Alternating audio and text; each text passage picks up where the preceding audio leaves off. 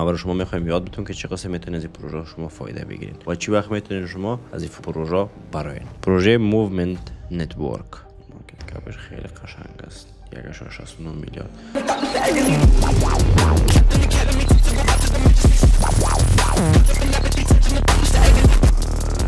سلام دوستان عزیز، خدا کنه که جور و صحتمند و سر حال بوده باشین. امروز در مورد ارز جدیدی که داخل بایننس لیست شده میریم صحبت میکنیم، میبینیم که چه قسم پروژه است و چه قسم شما از این فایده بگیرین. پروژه لیست میشه، ما و تیم کسایی که در VIP هستن فایده میگیرن، 20%، 30%، 40%، 50%. ولی افراد دیگه که ویدیو یوتیوب من میبینه فایده گرفتن نمیتونن. چرا؟ به خاطر که منیجمنت ریسک نمیفهمن که چی وقت ورود بکنن و چی وقت خروج بکنن. یک پروژه لیست میشه دقیقاً من عین منطقه میخرن. ببین بهتون خط بکشم، من اینجا میخرن.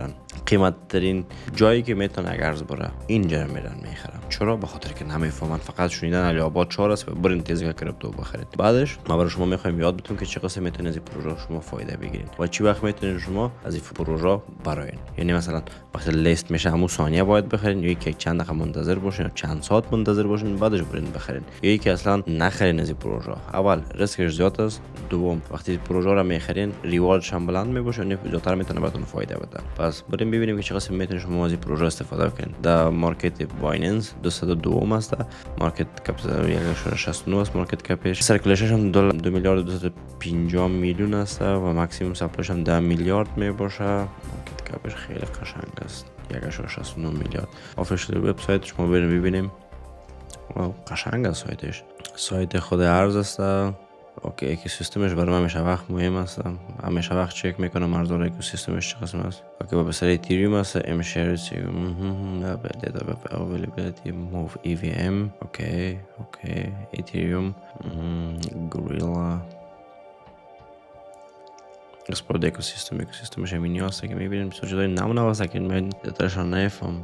صفحه سیره برام سعی کنم. اتنا پرستر اتنا بلک راک قرار داره. ما فعلا یک ذره سلو صحبت میکنم چون همیشه وقت بسیار زیاد تیز گپ زدیم. تیز گپ میزنم که از نفهمه که من چی میگم. دیدین؟ از خاطر دیگه از این بابات میخوایم آستا گپ بزنم ولی شما خسته کن نشه، برای شما خسته کن میگم نشه. خب اولا پروژه رو ببینیم که چی هستن. پروژه موومنت نتورک یک شبکه لایر دوم یا لایر 2 است که برای بلاک چین ایتریوم ساخته شده است. هدف اصلی پروژه افزایش مقیاس پذیری و امنیت ایتریوم است. اولا مقیاس پذیری چی است؟ حالا براتون بگم. وقتی ترانزکشن زیاد میشه و مردم زیاد استفاده میکنن از ایتریوم، نمیتونه که تمام ترانزکشن رو بسیار زود خلاص بکنه و نمیتونه که به ظرف 1 دقیقه 2 دقیقه خلاصش بکنه. وقت هم زیاد میگیره و همچنان زمان میگیره. یک دوم فیسش زیاد میشه. مثلا من میخواستم یوزیتی سر روان بگم 300 تا یوزیتی اگه بستر بلاک چین ایتریوم انتخاب میکردم، برای من نوشته میکرد که تو باید $100 کمیشن بدی، در حالی که $2 $1 میگیره. چرا؟ به خاطر که شبکه خیلی زیاد مصروف است، نمیتونی کارو بکنی. یعنی مقیاس پذیری است. یعنی که وقتی حجم زیاد شوه نمیتونه که با اسرع وقتی کار انجام بده و امی موومنت میایه این کار سریعتر بهش انجام میده. کمیشن کمتر میگیره، سریعتر بهش انجام میده. و لایر 2 است. ویژگیاش چی است؟ قسمی که شما دیدین ویژگیاش اینجا مثلا موو EVM است. چی معنی میده؟ موو ورچوال ماشین است. موو ورچوال ماشین میگن که یک تکنولوژی قدرتمند و کارآمد برای پردازش قراردادهای هوشمند است.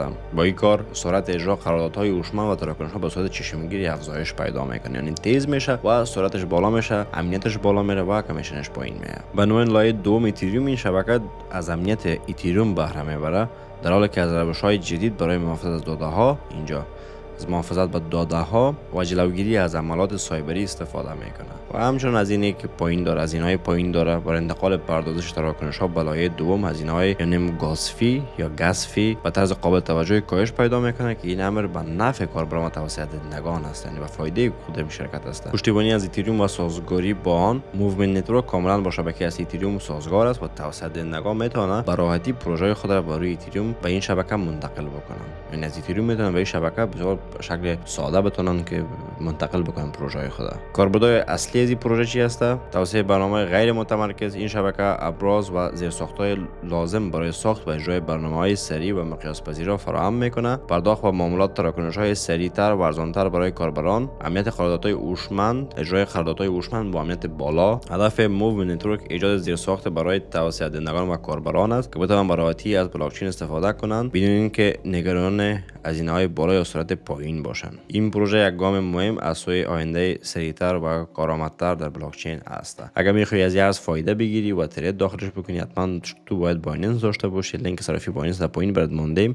میتونی بری ثبت نام بکنی، اعراض هویت خلاص بکنی، قشنگ میتونی که بری و ارزها خرید فروش بگیری و قسم فایده از بازار بگیری. با $100 $10 فایده، $5 $2 $100 مثلا 10% فایده بکنن، $10 فایده میشه.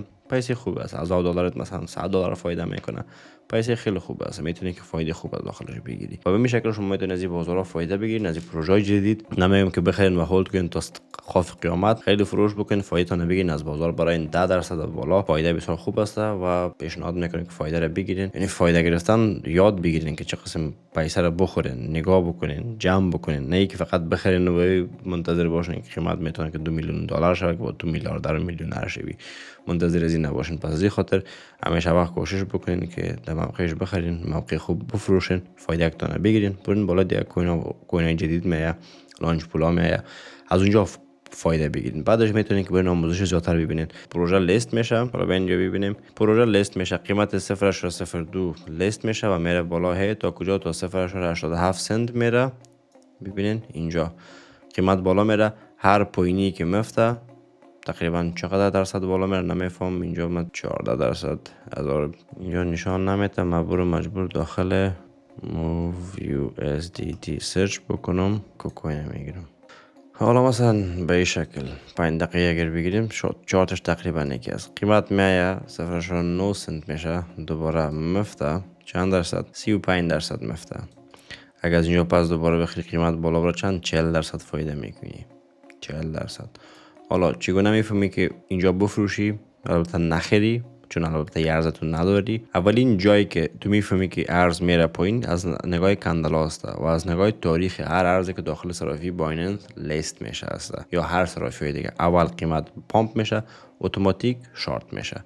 بعد از چند لحظه مثلا 5 دقیقه دوم شارت است. کندل را پیدا میکنین تا این فریم مثلا میری 1 دقیقه،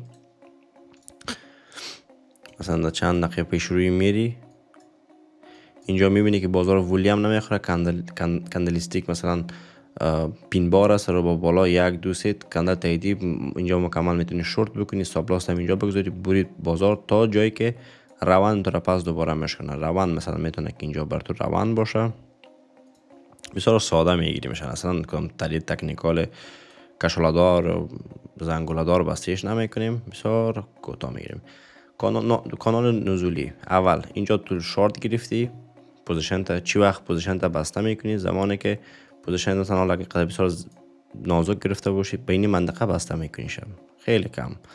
از اینجا تا اینجا چقدر نقص فایده گرفتی؟ 21% منفی شارت بازار گرفتی. ضرب 10 اگر بکنی 200% فایده گرفتی. اینجا ضرب 5 اگر بکنی 100% فایده گرفتی. بعدش که وقت روند رو بالا میده میکنه اینجا دنبال از این میگردی، به خاطر که زمانی که بازار اسپایک زد و زمانی که بازار پایین میامد پس دوباره می اینجا پیدا میکنی که کجا بازار رنج است. اینجا بازار رنج است، یعنی سقف و کف میزنه بازار. در سقف و کف بازار شما کفا میخرین، سقف ها سودا میکنین. مثلا اینجا میخرین، اینجا سقف. حالا مثلا بگین که چگونه بفهمید قیمتش بالا میره؟ میرین مثلا از سقف ها مثلا اینجا وصل میکنی، قیمت بالا میشکنن، اینجا برای تو تاییدی میده.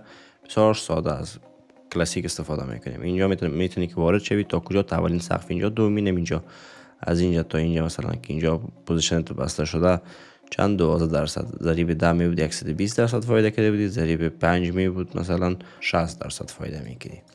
و همین قسم پیش میرسید داخل بازار. دوم وقتی که تو اسپات میخید تا این فرمت مثلا میاری 5 دقیقه‌ای میبینی متوجه میشی که کجا بازار واکنش نشان میده. وقتی بازار واکنش یک جای براتون نشان میده روند مشکنه رو پایین، چون یک ارز یک بار پامپ میشه پس دوباره پایین میاد. زمانی که پایین میاد این مناطق هست که تو میتونی باز دوباره بازار مشکنه رو دوباره می پول بک خود بر روی خط روند میزنه. اینجا یک انگولف براتون میده. انگولف به این معنی است که بازار ولیام خورده است. اینجا انگولف قشنگ نیست، این کندل قبلی خود داخل جای نکرده، یعنی داخل خود جای نکرده.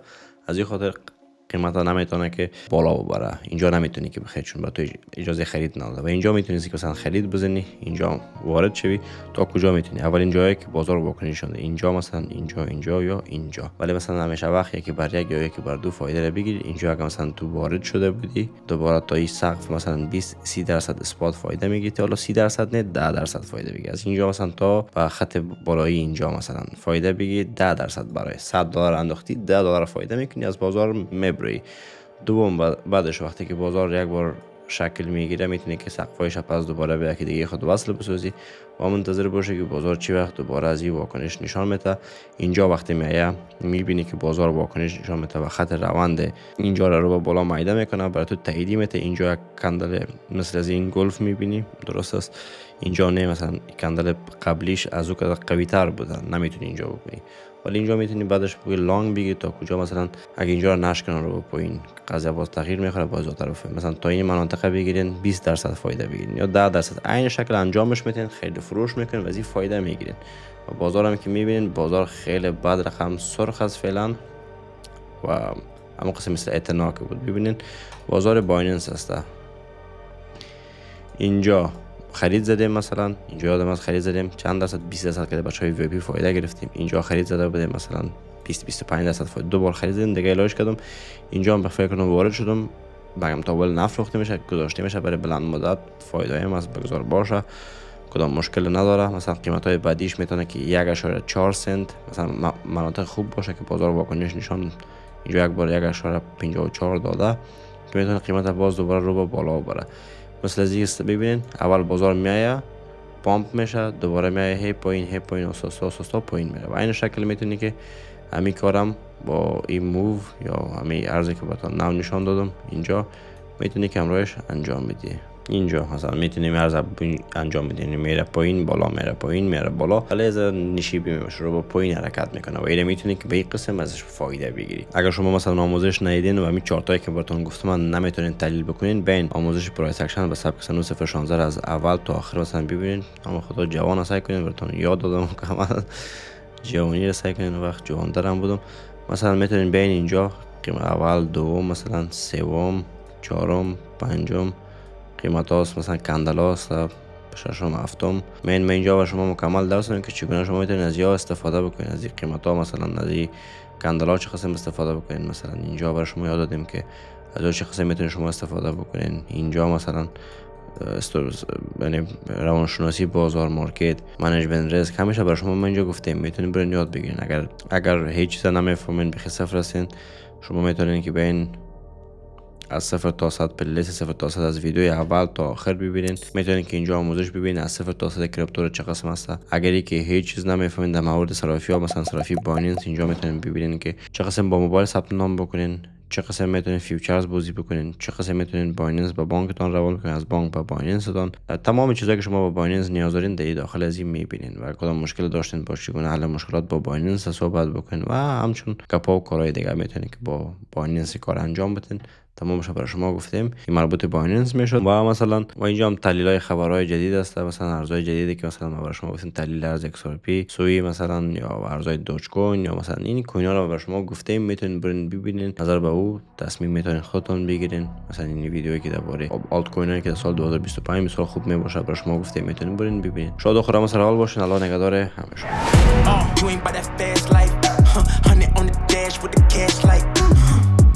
You ain't by that fast life. 6 speed, yeah, I'm smashing on the gas.